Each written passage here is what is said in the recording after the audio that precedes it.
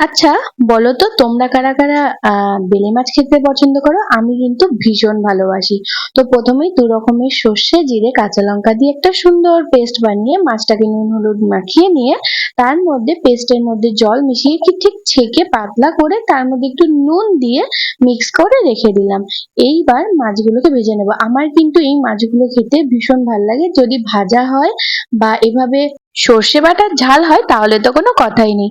যাই হোক, মাছগুলোকে লাল করে ভেজে নিয়ে তারপরে সেই তেলে কালো জিরে আর তেজপাতা দিয়ে তার মধ্যে সেই পেস্ট করে রাখা মশলাটা দিয়ে দিলাম, ভালো করে কষিয়ে তার মধ্যে আমি জল দিয়ে দিলাম। বেশি করে একটু জল দিয়ে দিচ্ছি কারণ এই পেস্টটাকে আমি ভালো করে একটুখানি বয়েল করে নেব। তারপরে বয়েল হয়ে গেলে তার মধ্যে মাছগুলো আমি দিয়ে ফুটতে রেখে দেব বেশ খানিকক্ষণের জন্য। একদম জল টেনে টেনে আসলে আবার একটু ভালো করে নাড়াচাড়া করে ঢেকে দিলাম। দেন এইভাবে কষা কষা করে নামিয়ে নিলাম। গরম ভাতের সাথে দারুণ